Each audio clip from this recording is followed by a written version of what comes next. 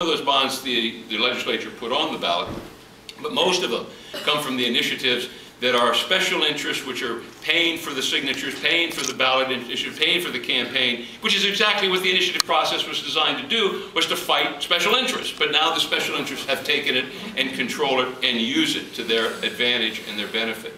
And that's the price that we're paying for it. So in this initiative, with the hearings we've had, is looking at some alternative methods of the initiative, which will have to go to the voters for approval. A couple of them may be, when you have an initiative, there has to be full transparency. When someone's out collecting signatures, they have to be able to let you know they're being paid to collect these signatures and who's paying them. And what's the cost of this initiative going to be if we vote for it at the end of the day? What's the exact cost and where's that money going to come from? What's not going to get paid out of this? That's one way. There are a number of different approaches to this. It goes to maybe only initiatives that are on the general election ballots rather than on every ballot election that we can have. Or having a 2/3 requirement to change, to actually amend the Constitution. If it's a statute, a majority, but you actually have to have a higher threshold to amend the Constitution. Or maybe it has to go twice. You go in the primary and then go in the general. You'd have to vote on it twice for the same thing. So there are a lot of reforms that we're looking at to try and make that process what it was designed to do, which is be representative of democracy, but at the same time not clog the system and make it more dysfunctional than it is. Another area that we were looking at is the relationship between state and local government, state and local and county governments, and how we could create a better relationship.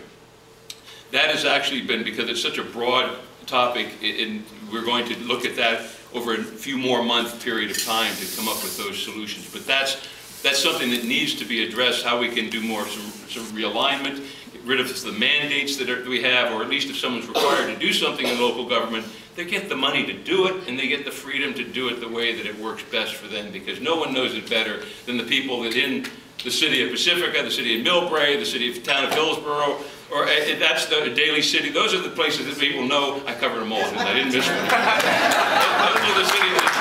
Those are the cities that know how to do it, because that's where people are and they can see it. One of the other issues that we didn't look at, but there is a ballot initiative on the ballot, and that's term limits. Term limits that I've found in the short period of time that I've been there have been destructive to this state. They have it is so offensive to find because of term limits, the third house, the lobbying group in Sacramento, have become more powerful because they have the institutional memory.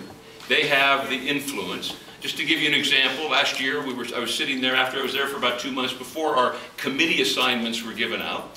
A lobbyist was sitting in my office talking with me about a bill. And it was a public safety bill. And so I finally asked him, I said, why are you telling me about this bill? I'm not on public safety. I didn't want to be on public safety. I didn't ask to be on public safety. So I'm like, why are we talking about public safety? He said, well, you're going to be on public safety. I said, I am. I was. He knew it before I knew it. That's scary. So then the other part is that they know more, the staff, because of we don't have the people who've been there for 10, 20 years who develop a professional expertise in a subject matter.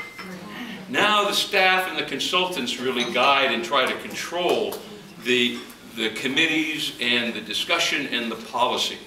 And that's the other thing. To give you one quick example, there was a bill to solve the budget problem, $1 billion savings, and that was in criminal justice, in prison reform. And the purpose was to release about 42,000 inmates. They were over 60, they had some physical problem. They were going to spend the last year of their sentence at home with a GPS monitor, bracelet or anklet on. They had to stay home. It was going to save us, it wasn't $1 billion with that one, but close to $1 billion. It was a wonderful idea. Great, a good democratic issue, something we could grasp and get around. We knew the Republicans weren't going to vote for it because if they did, they would be perceived as soft on crime. That wasn't going to work. So we had 51 Democrats, slam dunk. Well, think again. We have 3 who are running for Attorney General. They're not going to vote for it because they're going to be perceived as soft on crime. You've got a couple more running for Insurance Commissioner. We have 4 or 5 what are called targeted seats in the state. Those are seats districts where the percentage of Republicans and Democrats is very close. So if they were to vote for this, then that